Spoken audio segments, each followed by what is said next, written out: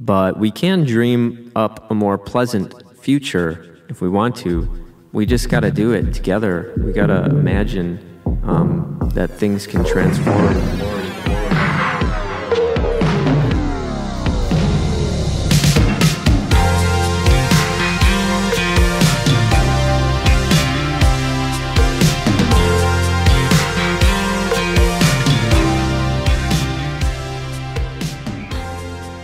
So I was curious about, I was reading that you, like,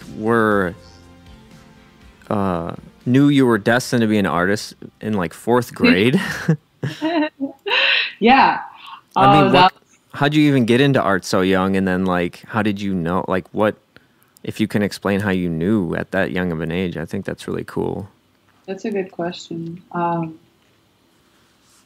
I would say before 4th grade, ever since I was a little kid, I was always like creating stuff. Like I was bored all the time. I would be at my grandma's house and just be there all day, and I would just make stuff, make all sorts of things, and just always being creative. That's just something that was natural. And then I saw like an eyeball drawn really awesome. That's like one thing I remember, and I was like, oh my God, if I could be able to do that one day, like I'll have like made it, like I'll be good. That's the most like ideal thing. So weird enough is that the guy that drew that, he worked for my parents at their do commercial mortgage banking. Mm-hmm.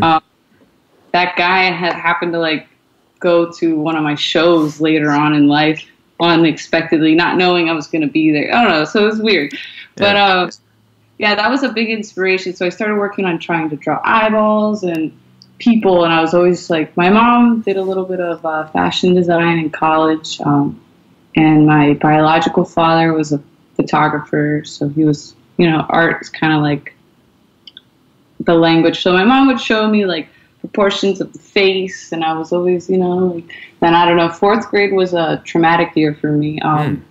My last name changed from Strzeżowska, which is my birth name, to Guillen. But actually it was Strzeżowska Guillen from 4th grade to like middle school. So between that and that was my stepfather's last name, which so he took it. I was with him since I was 2, but that was when I became Guillen. And it was a lot for me to even try and wrap my head around. Also at the time, my grandpa, who was like a father figure to me, died that year. And then they prescribed me Adderall. Oh, no. So I was like, all this heavy stuff happening. And then I was like, Mom, I'm an artist. I need to be a painter. So maybe that was my way of like working through. That makes sense. In retrospect. But at the time, I didn't even realize. And then I looked back and I'm like, oh my God. All these things happened the same year. Yeah, that's pretty wild. Yeah. It was were you like a hyperactive kid or? Not a hyperactive. I was make stories up in my head all day and not listen in class. So like zoning out, yeah. Yeah, and like I just think I would do weird things and I wouldn't know where things were all the time, and I was just like really out of it. But pretty understandable now that I look back. I've talked to my mom about it. She's like, I don't know what's wrong with me. Right. She feels guilty, and then I'm like, it's okay. It's all good. Yeah, my mom did the same thing with my younger brother, and I remember I had this experience like a handful of years back where I hadn't really thought about it that much, and it just sort of hit me in this wave of like imagining that he got put on this drug as a little kid, and I was just like bawling my eyes out, like, just didn't realize like how big of a, I mean, he turned out fine, but just like, I don't know. And then just imagining that there's thousands of kids all over the world, that are getting put on that stuff. It's just like crazy. Yeah. Yeah. And, I guess that was probably around year 2000. So there wasn't really like, my mom didn't really like go and Google it and be like, hey, like, like, right. She just trusted what the doctor said at the time. Yeah. And, by the time I was in middle school, I was like, started to realize like kind of liked it. And then by in high school, I was like, I'm going to keep getting prescribed this stuff. that's when like my addictive personality and like the things like getting high, I liked it. And actually it was like inspiring me. I'd wake up, take a pill, and I'd go to school and I'd be drawing all this crazy stuff, like, you know, like super into that and getting in trouble for not doing my work in other places. But somehow I still pulled off good grades. Probably to Vyvanse. I switched from Adderall to Vyvanse. It was like a progression. Okay. I tried all of the stuff, you know. Sure. And Concerta and all that. Okay. But yeah, I'll go through this this is part of the whole story, is that, so by the time in college, I actually went to Florida State University. Carrie Ann Bod was my major professor, and she's in the loop of artists she shows, and I'm doing a workshop with her and Amanda Sage. Awesome. In May. Yeah, she's great. I'll send you her work and her stuff. Perfect. I went there, and by the time in college, I was completely like pretty much addicted to Vyvanse. That's like Adderall, or? Yeah, it just is only metabolized in the stomach. Okay. It's actually a little bit like better, but you know, it's still strong. It's so by that point, like I was just so used to taking a pill to make me do my work that I had no willpower, like no natural willpower, and it had been going on for so many years. So it was like, yeah, I was just like used to it, and then I would mix it with like weed and stay up and work on art and get all excited, and you know, it was it got to a point. Then I started having spiritual experiences where I started to be like, what am I doing? Like, am I making art like with purpose, or am I just like taking ADD medication and make my work? Like, that's the only way I can make it. Like, what's the point of all this? Sure. You know. And I had like I got really sick. I started having like physical symptoms from long-term use of it. Like I started getting gastritis, different things. So I had an experience where I threw up at a festival. It was horrible for like 10 hours. And I came out of it, and I realized I would never take it again. And I didn't know how I was going to gather myself. And I, because I was used to taking the pill every day, and that's how I started my day. So I was like, that was so foreign to me, just like getting up and doing your work without getting high. Totally. Yeah. So I actually had a mushroom trip, and I realized yoga's going to be my new pill. I'm going to do that every single day. And that's what's going to cultivate this natural willpower and the sense of focus. And totally done that, and also like addressed the traumas from the 4th grade, and the things that like equipped me with the tools to be able to like, move that stuff through and digest stuff. Yeah. So it's been a big part of my work too. Did you have any intense like withdrawal type experiences of just coming off of it like that, or not really? I'd say like the first 2 weeks was like, I was just doing nothing. Yeah. I was like being a bum, and then that trip was like do yoga. So I started doing the yoga every day, and it like gave me more of a sense of purpose in my day. Like I was because I started to awaken to the fact that everything we're experiencing is a result of what we've thought and what we're thinking and all of that. So I had that realization, but I wasn't like putting it to the test. So once I would do the yoga, it was kind of like I was like putting an intention into each day, and in time it just started to like accumulate. That's awesome. Yeah, it's been cool. And I think I took one Vyvanse like a few months later just to see how it would be, and I was like, done with this. I'm really done. And I have not taken anything, and I guess it'll be like 5 years. That's awesome. Good for you. That's cool. Yeah, it's crazy. It's interesting how stuff that's like, I mean, you being put on that stuff was like terrible, you know, and we can obviously recognize that that was like not a cool thing that happened, but it like sets the stage for this awesome like transformation story, you know? Yeah. And the yoga practice, I still do yoga every day, and it's like my partner, my boyfriend is always making fun of me. He's like, you have to do it every single day. You do it every day. I'm like, it's just kind of like a thing that keeps me going and gets it's. So I'm really grateful for the yoga practice, and that's what I tell my mom. I'm like, don't worry, you got me my yoga practice. Yeah, exactly. But discipline, I think it can be a really good thing, especially for like artists. You know what I mean? Like I'm a very like art creative type person, and especially becoming more like self-employed in the last couple of years, I've realized like, man, I just need I need discipline and like structure, because without it, you're just kind of like flailing in the wind, you know?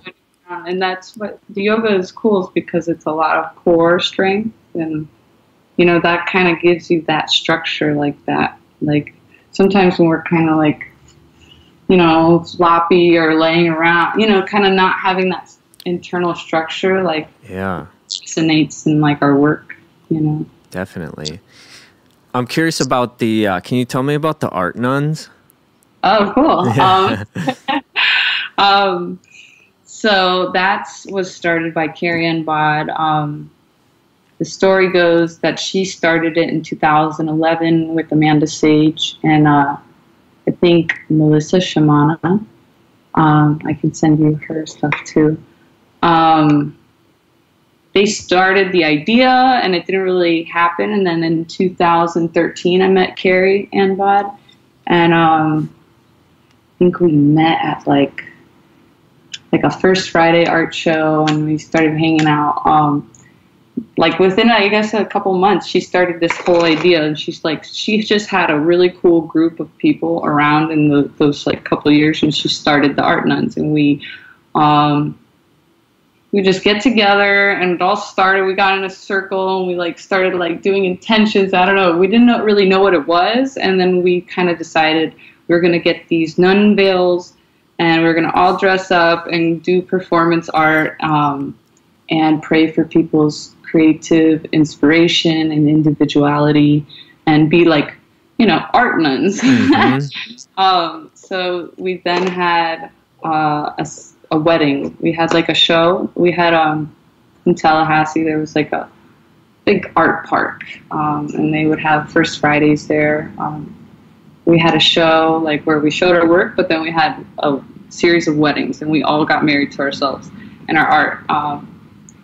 And that was really cool and interesting. So then we did that. We did Dragon Con, where we went around. We did a bunch of different events, and we would dress up. There's a lot of pictures. We actually have a website, Art Nuns with a Z. Oh, sweet. Yeah, .com. Amanda Sage came into town, and we had like a thing with her, and it's interesting. It's kind of been growing. I know Carrie went to Cosm in September maybe a year ago. She added a few art nuns. They kind of accumulated as time has gone. Nice. Yeah, we have a Facebook group, and we're always sharing different things, and you know, scheming a show in the future. Nice. So what's the idea behind getting married to your work? I like that. It sounds cool. I'm just curious of like what. Yeah. It's Carrie says it's so great. I need to find that to send it to you. It's about dedicating your life to dedicating yourself to your work in your studio. Mm-hmm. She says that the work is like kung fu, and it's like, I don't know. She says it really good. I need to send. But yeah, it's about just dedicating yourself to your work and to your art, and I think that's a big part of being an art nun, you know. Yeah. Empowering yourself through that. It was funny because she kind of like fell in love right around the same time that, and I did too. It was weird how like we were like getting married to ourselves, but we did like find like our other person. Sure. So it was interesting timing. She, yeah. but yeah, dedicating yourself to the studio. It's a cool thing. It kind of reminds me of, I mean, it's right in line with the vibe of like Cosm itself, kind of a thing, you know, like this sort of the spirituality of art, or just sort of like, I mean, I hate to say religious because there's so many connotations with like organized religion, but you know, it's just this sort of like sacredness to the practice of like creation and of expressing yourself in an authentic way. So like you've been to Cosm, what, two, 3 times or something? 4. 4 times. So how has that like affected your work or like your approach to art and stuff? So the first one was an Amanda Stage workshop in 2016, which was great because she's like a sister. It was just her art, everything was just a wild experience. So it was my first Cosm experience. I was like crying when I had to leave. I was like, I don't want to go home. It totally affected my work just because Amanda's an amazing artist and she equipped me with like so much knowledge and but also just being at Cosm is really relaxing and like inspiring. Like you like soak in, you like charge up when you go there, and then you come back into the real world and like you put out all that light into the world. The second time I went there to paint for an event, and that was crazy because I sold the painting with all the clouds and the characters. Yeah, I like that one. Is that Divine Imagination? Yeah. That one was really unexpected. I had like a transcendental experience right before I went, and I was like, "You're not anything. You're not an artist. Like you just need to be humble and just keep showing up." Like that was like my experience, and then I got there. Someone was like, "How much for the painting?" I told him, and he was like, "Sold." I was like, "What?" It was like my first experience where like I really went there so like whatever, I'm just here to paint. And then I sold the painting. It was really cool. It was magical. So that kind of gave me confidence to like demand, you know, okay, one, I was always kind of like scared to put prices on my work, you know, so now it's like that kind of gave me that confidence that, you know, I can put prices on my work and it's okay to sell art, you know, because I was kind of like hoarding all my stuff. It's hard, yeah. Yeah, and being like more on the artsy mindset, it's hard to merge the business world, especially when people are good at negotiating and you're like, you know, a little bit like maybe holding back, you know, just because I'm so into the art. Anyways, that was really good. And I went back to the Alex and Allison workshop. And that was last July. That was really amazing. I actually had a funny story with that. Last February, I had a friend pass away in a car accident. He was the third of 3 brothers to pass away from unrelated car accidents. Wow. Yeah. Traumatic, tragic. It was so like unbelievable that the night before his funeral, they asked me to speak at the funeral. I had like a voice inside me telling me like, sign up for the Alex and Allison workshop. I was like, okay. So I did it, and I got accepted, and that really had boosted my work, just being around Alex and Allison for a week. Mm-hmm. You know, like it was a lot of like philosophy and like deep how to like create, like how to manifest like the things you want in life, and how to like, you know, really establish yourself as an artist. And Alex Ray really just inspired me to go the extra mile on work and spend more time on the detail, and just redraw it 10 more times until it looks perfect. Yeah. And I like that because I was always kind of like into that stuff, but you know, sometimes you get lazy. Yeah, so that was a really good reminder. That's something that I've like noticed. Is it's really easy to like look at people who you admire, or like who you feel like oh yeah, that person's great, like that's where I want to be, and you think that like it's just effortless for them or something, But I feel like the more you like connect with those people or just like get some insight into their process or what it takes for them, and it's like, no, it's like it's just a ton of hard work and practice and like preparation and it's a lifestyle. Like he makes work all the time. Yeah. You know, like nonstop. Like when I started to realize, oh, in his free time he's up at night, like just, you know, and it's just doing it. Like you see one of his paintings and you think like, oh, he just like had a DMT trip and then he just all of a sudden created this perfect painting, and it's like, no, that's not how it works. I smoked DMT and saw a beautiful vision. That doesn't mean I have any way that I can represent that to somebody else where they could recognize it, you know. That's been a tricky thing. So did you, the DMT Trump painting, did you start that at Cosm too? No. So okay. That was actually a good part of the whole experience. Was I had that vision experience 2017, like October, November. Mm-hmm. It was hilarious. I laughed about it, and I can go into detail about it.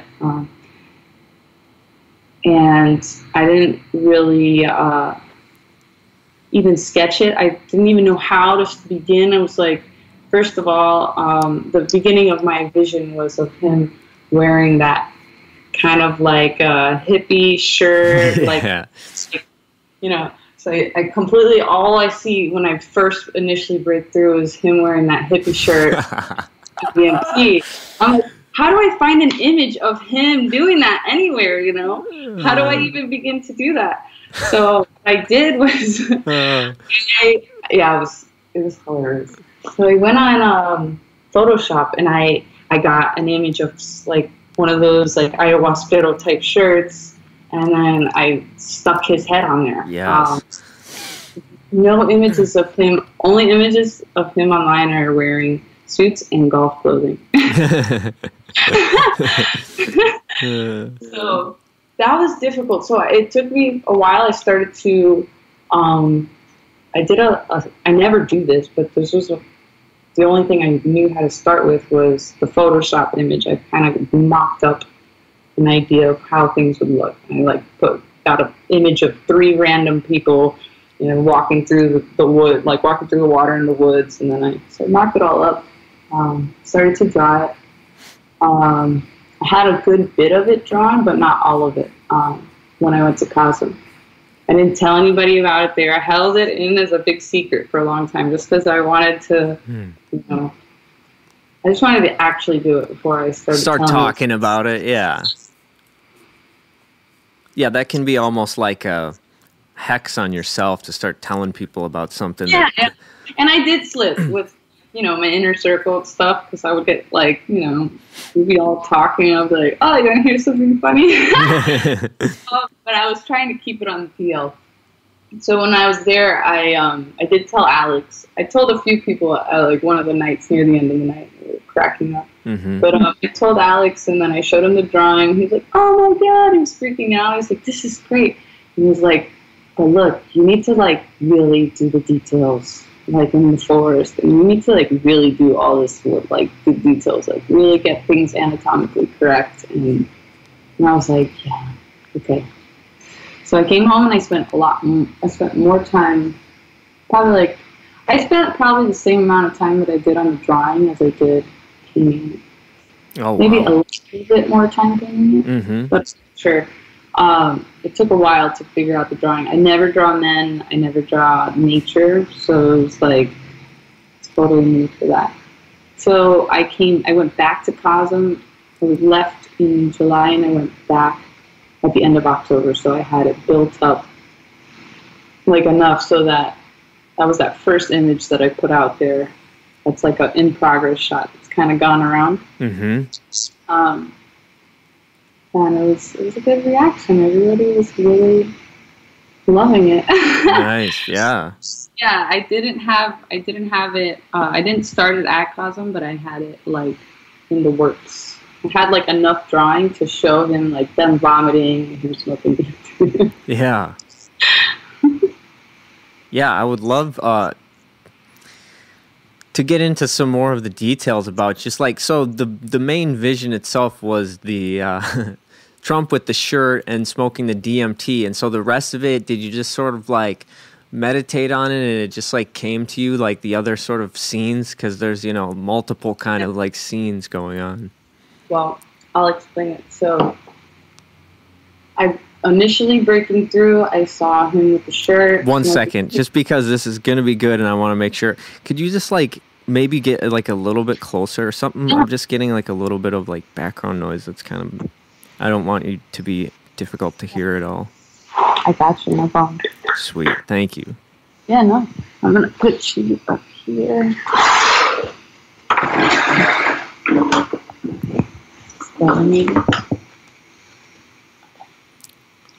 So,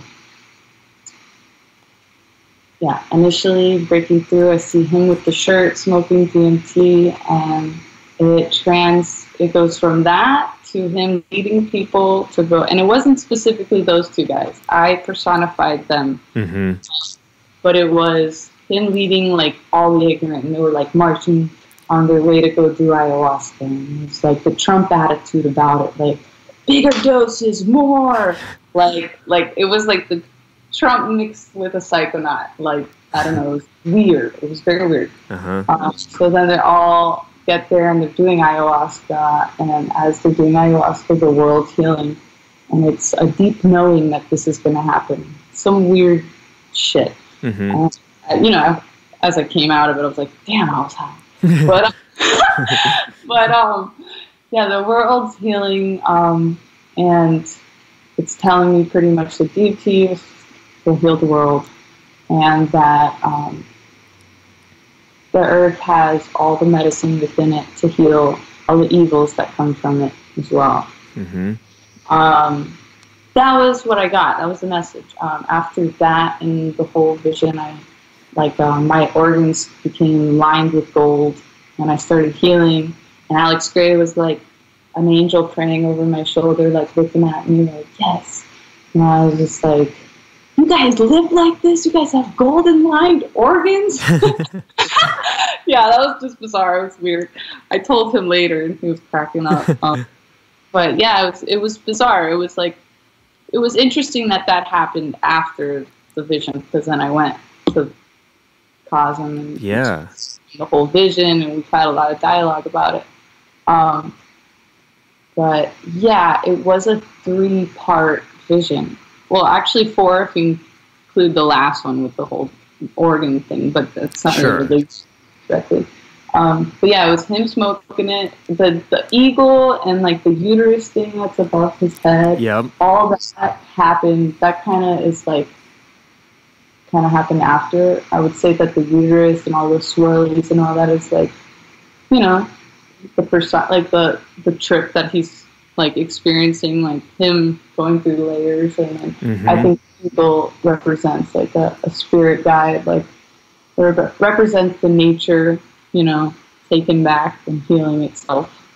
Yeah, well, and it's interesting too because it's sort of like a representation of America in some sense, you know, the bald eagle sort of vibe. Yeah, exactly. And kind of also like Native American. Like I listened to a lot of like Native American chanting type stuff when I worked on it. I really was trying to bring through that to kind of use some sort of like justice, some sort of, I don't know.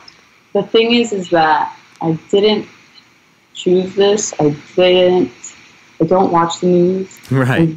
I really don't like to choose any side. I hate that everyone's talking left and right because, I don't know, I think the fact that there's only 2 sides is really not fair and complicated. But I don't know enough about all this stuff, so all I know is what I do. And I think it's a lighthearted, positive thing to put out there. Some people take it. So most people are really, really great about it, but some people get really upset just because Trump's in it. Sure. Like, they see something with Trump and they're automatically pissed off. Right. And I get it. It's totally understandable. But I think like what else would what else would cure? I mean, I guess what else would cure stuff like that? Well, unless you.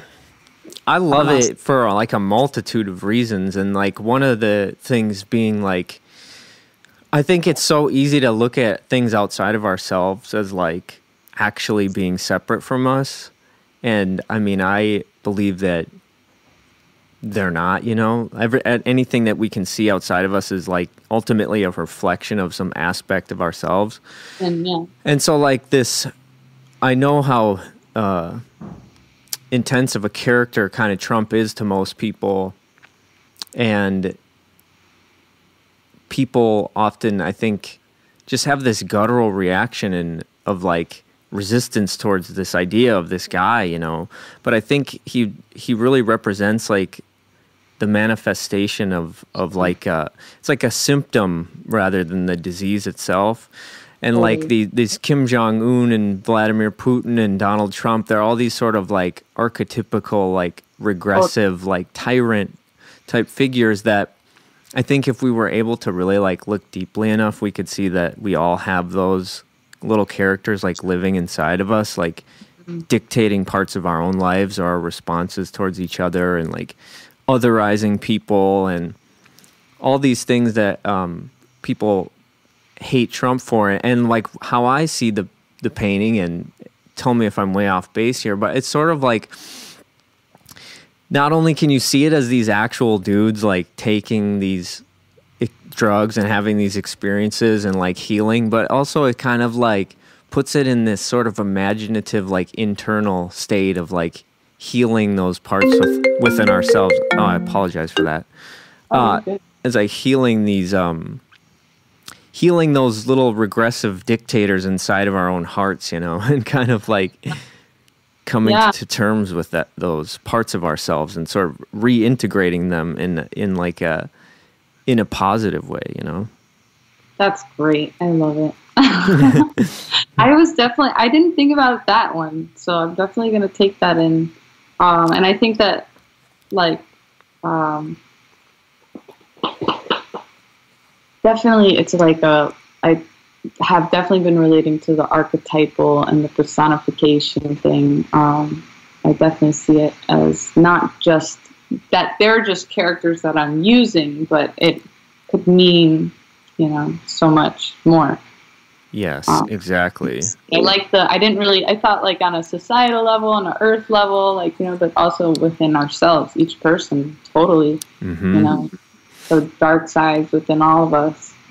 Yeah, I also love, which might be a little bit closer to how you were originally thinking of it, maybe, is like just the idea even of like, I read this book called The World is As We Dream It. I don't know if you've heard of it, but it's basically like what you're talking about with the manifestation practice at Cosm. It's just sort of like anything that exists ultimately, like originally, has to come from like our imagination, you know. It's like anything that exists, a car or whatever, it originally started as like an idea or an imagination. And it's just sort of putting a vision out there of like, hey, what if this was a possibility, you know? Whether it's through ayahuasca or whatever, just opening up the doorway to the fact that like somebody that we otherize and view as like evil or like different from everybody else. Like, no, not Trump. Everybody deserves love and compassion, but not Trump. And so it's like you're putting it in like, okay, now Trump is like actually transforming. He's going through this process of like change and he's healing. Yeah, that was a big part of the experience. Like what came through is that we all are connected and we are all in this together. And I don't know, when I was in that state, it was so clear to see. You know, it was not even a question. It wasn't even a doubt that we're all family. But as you come out of it and, you know, everything kind of shifts back to sobriety and all that, you're kind of like, it's kind of hard to imagine, you know? Yep. But it was definitely in that, this experience, I've had a vast range of experiences, and this one was so clear cut, so crystal clear, so like easy to remember still. which is pretty interesting. It's very interesting, yeah. And it's definitely like something we could take, an idea we could, and also a realization we can take with us, and kind of bring more unity within ourselves and within everyone else. And I like that whole otherize thing, We do a lot of that. Yeah, and I think, a lot of people, it's interesting because you can see how these, like, so one of the things I think that Trump is most, like, hated for is the fact that he otherizes, immigrants and various people, which obviously is terrible. But then I think instinctually we want to otherize him for doing that. But in doing that, we're just continuing that cycle of separateness and, like, division. And so, like, I don't know, the vibe of the painting to me is just very awesome. I mean, you're just taking, like, the most sacred aspect of, like, when you have any type of vision, you touch, like, the sacredness of reality and the unity of all reality. And you highlighted the most, like, arguably the three most hated and, despised people in our collective consciousness and put it within that world of, like, sacredness. And it's just like you said, it's like I've heard you call it a prayer, essentially. Yeah. So I think it really is sort of like something that we could just, like, hold in our imagination or, in our hearts of just the concept. Put whatever character you want, whether it's Satan or, a guy who honked at you on the street or whatever, anything that upsets you. It's sort of like the idea of, like, a puja table or whatever. What's that? I don't know if it's Buddhist or Hindu or whatever. I've heard Ram Dass talk about it, but it's essentially like a prayer table, and you not only put, like, your guru or, like, loving things on it, but you also put, like, a picture of somebody you hate the most or whatever. And so you put it on there to, like, basically help to connect, like, what you hate with all, like, remember, like, okay, that's also God too, like, that's part of me too. That's awesome. That's really powerful. It's that's cool. It's hard, but that's a good idea because then you kind of familiarize instead of otherize, So it seems. Sorry to interrupt you. Go. I was just going to say, it seems like, for however people want to conceptualize it or whatever it means to them, it seems like whatever the case, people are enjoying it for sure, right? Yeah, it's been really cool. It's been amazing how much people have. I was worried, and I have had some negative feedback, but I've had, like, way more positive feedback. It's been really cool how people have been so excited about it. It is awesome because it was really scary to think about even how do I even make this painting? Like, how do I do this? And the fact that I actually did it and that it's like people, like, it's impacted people's, like, day. It's cool. It's really cool. I forgot what I was going to say, but yeah. So, not to focus on negative things, but I'm just really curious, like, what is some of the negative feedback? Because it's hard for me to even imagine, like. Well, some people just, like, say it's one that I got yesterday was pretty funny, saying this is perverted. Perverted? I don't know. That was weird. But I also got just a lot of, like, no amount of DMT or ayahuasca would ever heal these people. I got that one a lot, in all sorts of different ways. People have said it, but that's pretty much, like, the bottom point. Like, it'll never work for them. But that's not what it told me. And that's very interesting. And I think that's a very egotistical thing to say. I mean, we're all in our ego until we have ego death, Sure. So I get it. Like, I could see that they would say that, but in my experience, when I was in complete ego death, it was not the case. Well, to me, I mean, it's sort of like It's like somebody who really like, it's like they identify so much with that suffering or whatever, that it's like to imagine a reality where like a person like Trump could change, or something, that evil force could be transformed. It's so like detrimental to the person's identity that they just reject it. They're like, nope, that's not possible, because it's just like, I don't know, we, as much as we rail against like evil and rail against like these things that we hate, it's like we're the ones holding on to them, you know what I mean? Yeah. I don't know. It's amazing. That's really, I hadn't thought about that, which is great because I really relate with that a lot. I'm always seeing how people, I grew up always holding my traumas as my badge of honor, Yep. like that like that's what identifies me, Mm-hmm. My last name was changed, like all these things that happen, so yeah, it's just that it's a very transcendental thing. So you have to be really like kind of open-minded to like, But I think the colors and the context, it's not showing it in like a super opinionated way. I think it's very kind of like just positive and kind of silly. Yeah, it does. It definitely has like an obvious sense of humor, but it's also not like a joke. You know what I mean?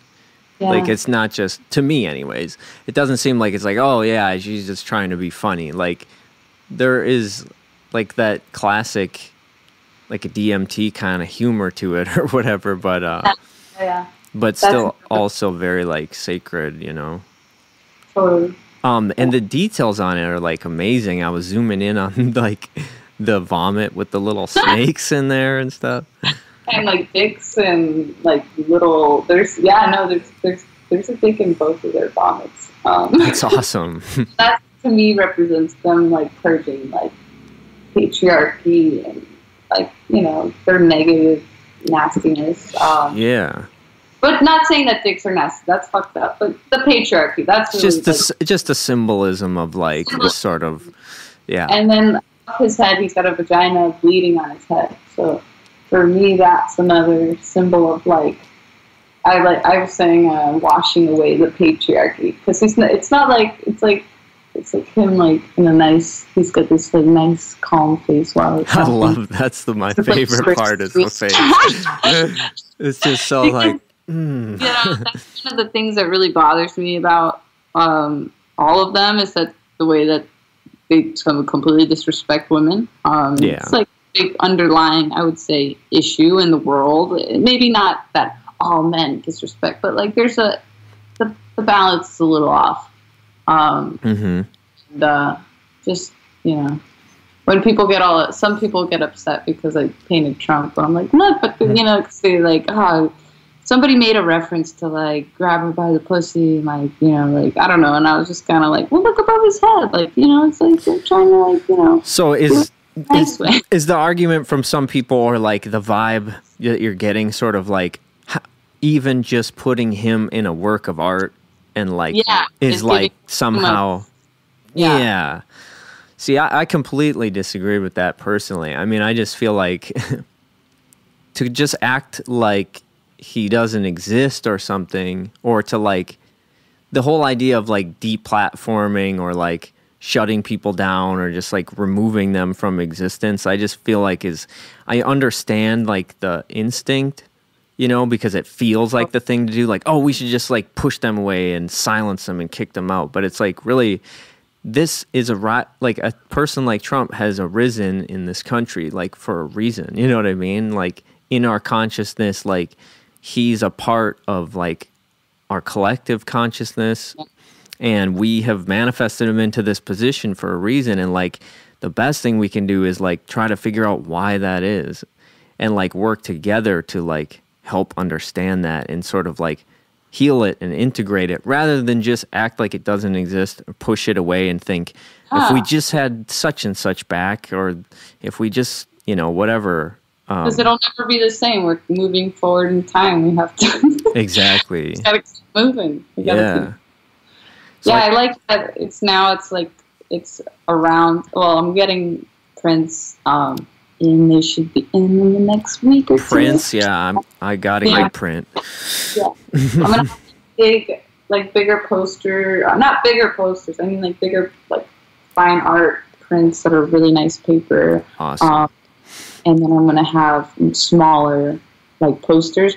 They're called. I could say they're posters, but they're really like art prints. They're nice. Sure. It's gonna be just a smaller size, more affordable. Sure. On a different paper. But yeah, I'm just excited to, the fact that it's already gotten around so much so people can even imagine it just based on what I've painted. It's kind of like going into this, like, the inner mind, like into people's inner worlds. And it's really exciting. It's powerful. Alex Gray told me now that I honored the vision, they're gonna come back to me with more. I saw that you said that, yeah, and that's pretty. I was like, he really gets what happened to me. Yeah, that's pretty wild. So, like, I like what you said there about, like, you had the vision and then you put it out, and it's obviously resonating enough with people, even if people like have some sort of negative reaction to it. I feel like that still is just an example of, like, that shows that it's powerful, Yeah.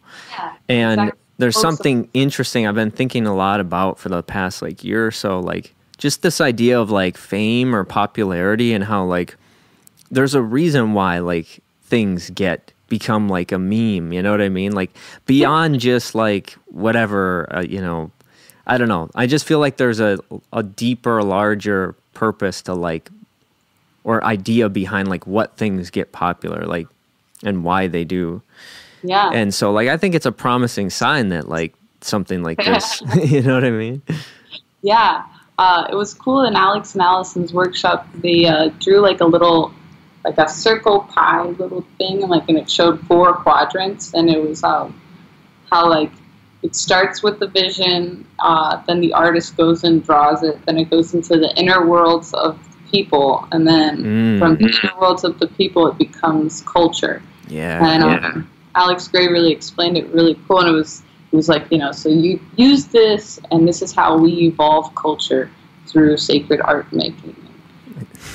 Yeah, cool. You're doing that. That's awesome. Thank you. Yeah, it's simultaneously kind of happened, and it's been a wild ride. It's been really fun. Well, there's something that's so cool about it because, like, I mean, all your work is amazing, and, like, it's unfortunate that some of the more, like, I don't even want to say abstract because that's not the right word, but some of the stuff that doesn't necessarily contain, like, a super recognizable cultural figure like Donald Trump, like, it's just like sometimes people who haven't had transcendental experiences or whatever, they might not be as attracted to just, like, per se, whatever type of piece, like any other, just sort of more general, like, visionary art piece or whatever. Yeah. And so that's a little bit unfortunate, but it's also awesome that, like, you were able to have a vision and be able to, like, bring that into existence. So, like, in such an awesome way. And, like, I feel like it does reach, like, a whole lot of other people that just, if anything, are just fascinated by, like, well, what's going on here? Like, I obviously know about Donald Trump, but what is all this, And it's been cool because most people, it's a hard subject to talk about because, people all of a sudden look at you like you're a freak, when you start opening up about psychedelics. Yeah. So it's been cool because people that are generally not really open, they just hate Trump so much. So they're like, well, maybe. They're, like, open to the idea, or they're just like, they know that the guy's crazy. They know something's wrong.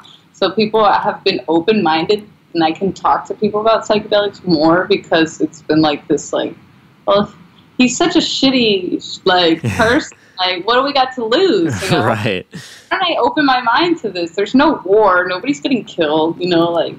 That's super interesting because that makes me feel like, well, there's part of, like, the whole reason of why it resonates in the first place, because like we're kind of at a point, not just with Donald Trump, but just in our culture in general, where it's like the time for just like being afraid of like transcendental experiences or any like utility that can help us to evolve. Like the time for like resisting those things is like getting to a point where it just can't be done anymore. You know, we're kind of at that stage as a culture where it's, or even as a planet, where we're all at that stage where it's like, well, what do we got to lose? You know what I mean? Like, yeah, exactly. And things are so convoluted and so chaotic and so crazy. It's like, you know, what do we got to lose? Yeah, anything that can provide us with like a little more insight and a little more connectedness, you know, or whatever.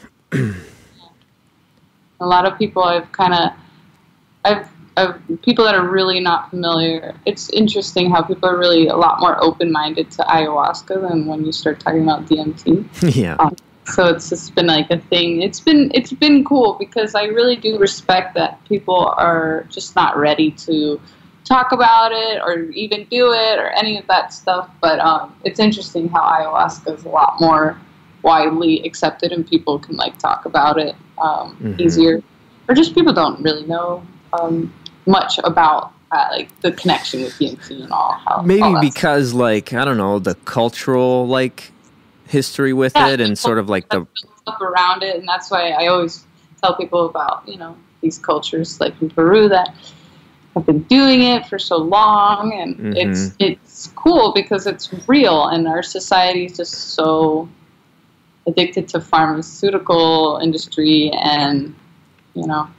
Well, and like one thing that I think is so amazing about like what like MAPS is doing is like it's kind of giving us, obviously we're very far from like having some sort of like cultural container for ayahuasca in our culture, but at least it's starting somewhere with like with the MDMA therapy. It's like I can understand why it's partially just so people are so afraid of this stuff. And I mean, I'm still afraid of psychedelics. I mean, it's like they're pretty intense and they're serious stuff, but it's like I think the thing ayahuasca has going for it is that like cultural context. They have like a whole foundation built upon like, you know what I mean, how they use it and what it means in their culture. And in our culture, it's like seemingly don't really have any of that. Everybody's kind of got their own idea of like what these things are, how to use them, and so I think like what MAPS is doing, sort of kind of building a structure and integrating it into like our culture is like obviously going to be very beneficial. It's going to take time. Take time before people. It's kind of like how I tell some people sometimes. It's kind of like how your grandma thinks about weed. How you feel about it right now, you know. It's like later on, it'll probably, you know, won't be so crazy. Yeah, definitely. It's definitely crazier. So I hate to psych you out, but I'm wondering, like, is it tough to think of like how do you follow up you know, I mean, you kind of got to not even think about that, right? Like how you follow up like the DMT Trump painting, you know? Yeah, that's been a thing lately. I'm like, that's why I've just been finishing this painting from Alex and Allison Gray's workshop, which I'll probably finish tonight or tomorrow morning. But yeah, what I do is every day when I do my yoga, after I sit and I breathe, I meditate, and I say my intentions. And what I had been doing up until I had that vision for that painting, like pretty much most of my paintings, I pray and I pray and I pray with my daily yoga, and I'm like, I'm seeing a new painting, and then it just comes. Awesome. So I'm waiting for the next one to come right now. I've had like a couple ideas, and with this one that I showed you, I did not know what that was going to look like at all, and that was kind of a big part of the workshop, the lesson, which I'm going to go back to now that I finished the Trump painting and I'm finishing this. It's kind of like there's different ways to start. There's obviously the blessed way where you just get like a genius vision. It comes to you easily. I'm waiting for that one. but then also just kind of starting with a root and an intention and believing in it, and you kind of like just see a shape in your head and you kind of just work from that, and like you keep like believing in it. And like this is how I started this one. I had no idea what I was going to do, and I was like, I'm just going to believe that I know what I'm going to do. Mm-hmm. And then I saw two snakes in my head, like, mm-hmm. process, and then everything else just happened. So we'll see. I'm waiting for that genius vision, but I'm also going to start some stuff intuitively and intentionally. But we'll see. It's like on the frontier of some new stuff. I'll probably be starting 2 new paintings for Carrie Ann Bott and Amanda Sage's workshop at the end of May. So that should be really exciting, because that's going to be an evolution of technique, and which directly correlates with subject matter. Mm-hmm. Yeah, it's something I've learned through making music is it's like there are the things that, well, I mean, I do some visual art too, nothing close to as brilliant as what you do, but just the practice of creativity, I've learned, like, you just have to sometimes create things that just like aren't good, or just like, you have to just kind of work through the crap. You got to get the junk out. And then, yeah, sometimes the most genius stuff, it does just kind of come in a flash. It's like sometimes some of the most like fluid, like effortless stuff to create, or it can... While you're really working, it comes. Yeah, But then other times it's like, if you're constantly trying to avoid like creating something that sucks, like you start working on something, you think, oh, this sucks, I should just bail out and try something else. Like, it's like harder to get the brilliant things when you don't just like put in the time of just like, making stuff over and over, even if it's not necessarily like that cool.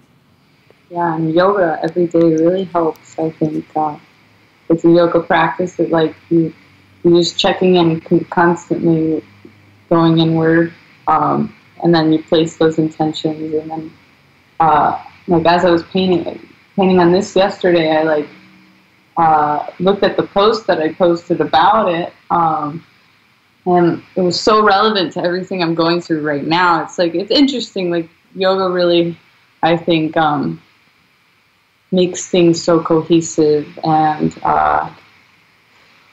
like you reflect what's going on inside onto the canvas. And to do that with intention consistently, it just gets really interesting. I have this terrible habit of like, I know how good yoga is for me because I've done it like multiple times, many times, and it always makes me feel great. And then I tell myself like, man, that's exactly what I need to start doing like every day. And I'll maybe really start trying, and I'll do it every day for like a week. And then I just stop doing it, and I don't know why. Yeah, that's why that whole Vyvanse and Adderall story for me. It's such a big part of the, it's a background. It's a reason that I had to do it for so much. And I don't know, it's just like, I feel like every day, like, gravity weighs on you. You got to update the hard drive. You got to gotta keep, but, yeah, I say like start with, if you could get it like done 4 times a week, every week for like a month, 2 months, months, It's kind of how I started, and now it's kind of like I don't even think about it. Do you go to classes, or do you do like an online thing, or like what's your go-to? I do online classes with Ali Kamenova. She's been my yoga instructor online for like 4 years. Cool. She's from Bulgaria, and then she moved to LA. Now she lives in Texas. She's been following her since before she had a baby, and now she has a 2-year-old. It's great. Nice. But she's cool. I'm friends with her on Facebook and on Instagram. We chat all the time, and it's $10 a month for her VIP classes. She's super amazing and spiritually awake and not traditional, which is nice because tradition and rigidness, I feel like, energetically it could be like really not good.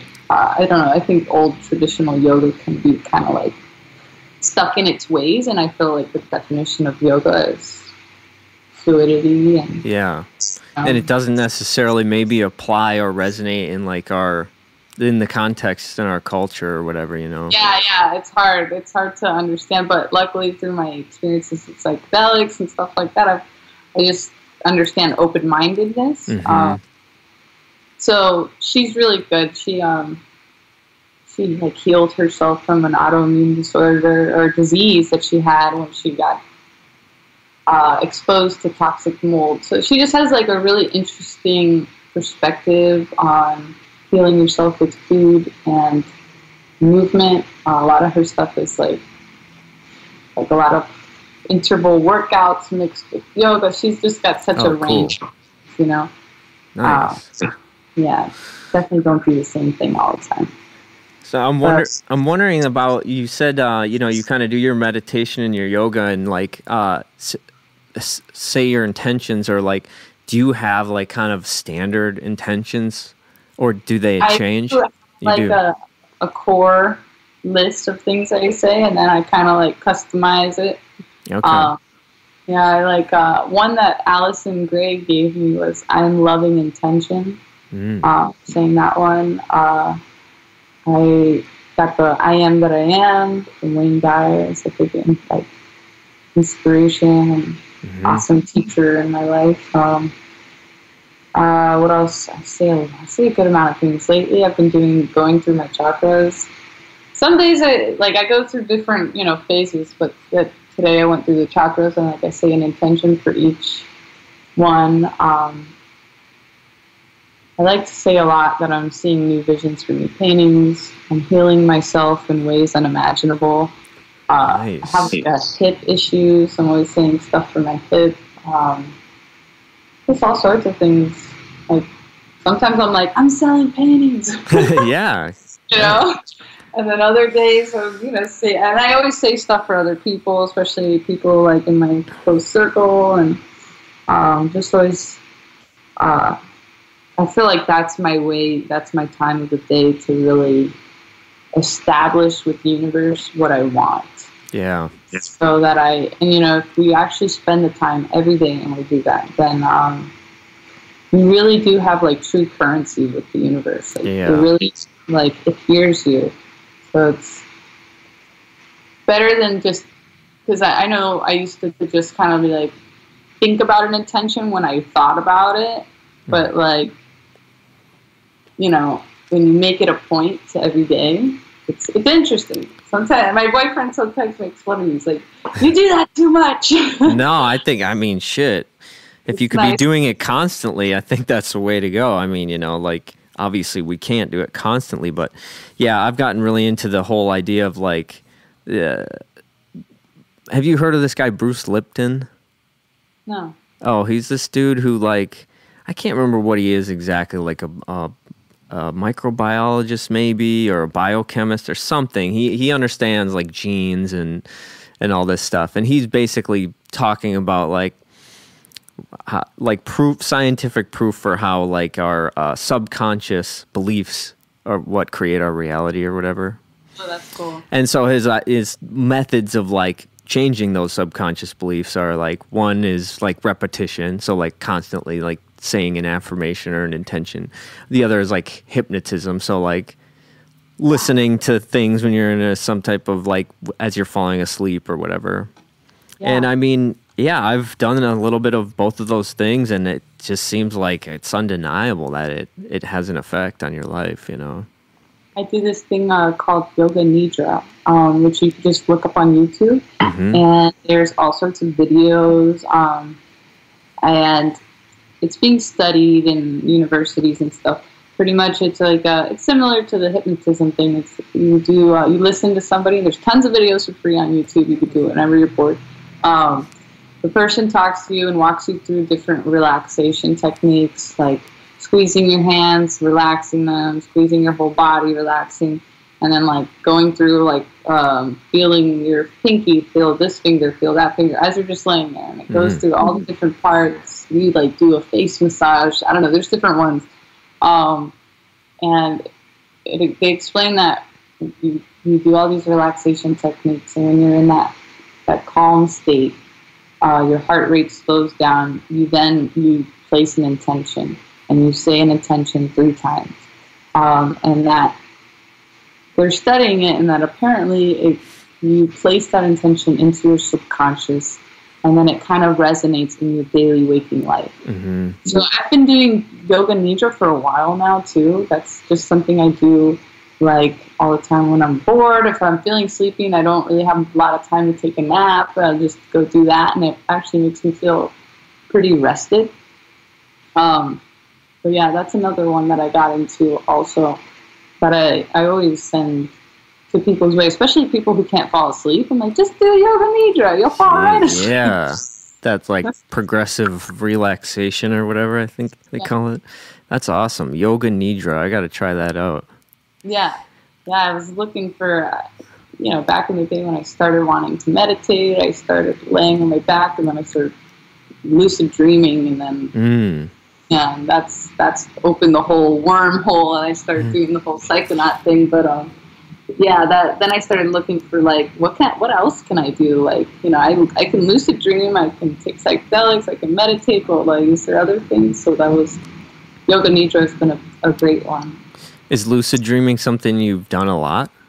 Yeah. Like intentionally? Yeah. Well, it didn't start intentionally. I started lucid dreaming in like middle school.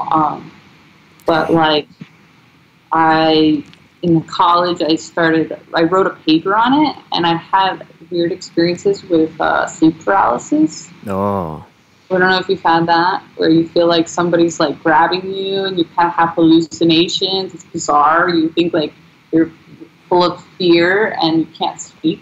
And I've like read this is people's experience, and actually when I tell some people about it, they look at me like, oh, I'm like, yeah, it's fucked up.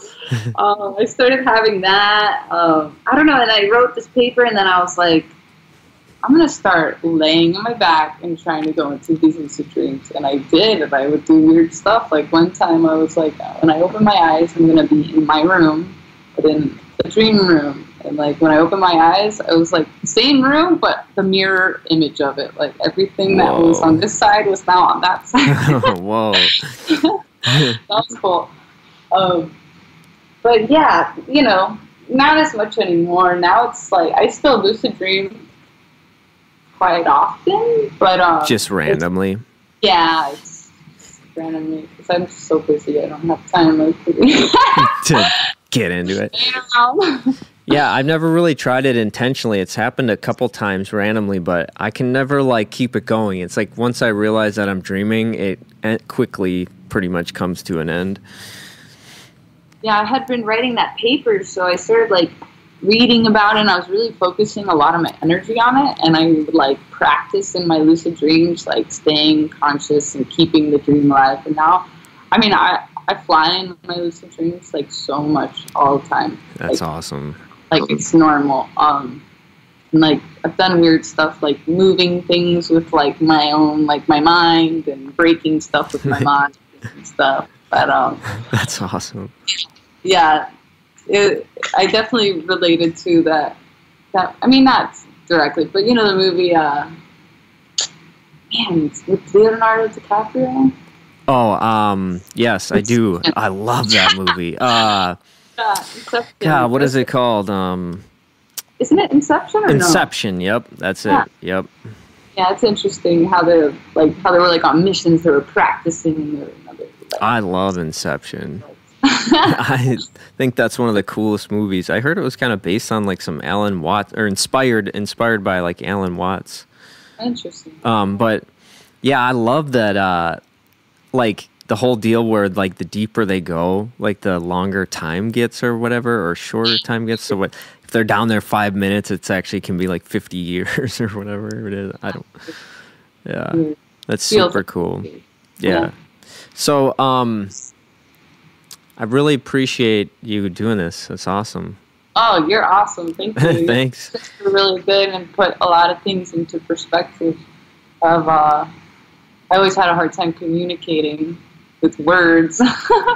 So you really, like, you're great. Thank you so much. I appreciate that. Gave me the opportunity to articulate a lot of the things I think inside, you know. That's awesome. And your perspective is great. It's brilliant. Like, you made me think about things and you write, and you're really, really awesome. I really appreciate that. Wow. That's cool. So I mean, like, what else? Obviously, people can. I'll put links to all your stuff in the show notes. But like, what's the most? If people were going to check out one thing, like as far as one place to find you, or what would it be? I would say my Instagram is like such a cool way to connect with me and see what I'm up to, like see my progress and stuff. If I didn't respond to someone through, I would say Instagram's the best place, but I'm redoing my website right now, my store part. Yeah, I would say Instagram. Awesome. Yeah. And like anything cool on the horizon or in the future that, like, you know, you want people to know about, or just like you're excited about? Well, I would say if everything is, you know, works out, I would say by 420 we should have Trump prints. Nice. 2 different types, posters and bigger fine art prints. And once I get that rolling, I got another 2 rounds of prints coming out of this painting I'm finishing now, and then the Kundalini Rising, which a lot of people like, because with the chakras. I love that one. Yep. Yeah, I want to get like some small prints of that. This opportunity of just selling this Trump painting and everything that's happening right now is creating like momentum. So I got a lot of new merchandise. Good. Coming. Yeah. You got to eat, right? Yeah. Yeah. I'm just excited to have a selection of things. You know, it's been a long time coming. I haven't truly had a store, you know, so it works. It's in the works. Well, I'll make a bold statement that, I don't know, I think maybe something that could be more productive than, like, this probably is going to sound ridiculous, and I'm just kind of saying it for fun, but more than, like, tweeting about abolishing ICE or, you know, resist Trump or whatever, like, I think buying one of your prints or posters of the DMT Trump painting is doing a lot more to, like, move things forward and, like, heal and integrate our own inner Trumps within all of us. So that's what I would say. Amazing. Thank you. Cool. Go ahead. Really, sorry. No, that's beautiful that you say that. It really means a lot. And I think, I agree. Awesome. Well, I mean, shit. Anytime you got, you know, new stuff going on or cool stuff, I'd love to talk again sometime. So yes, you're awesome. I would love that. Thanks. Too. Thank you for giving me my first podcast.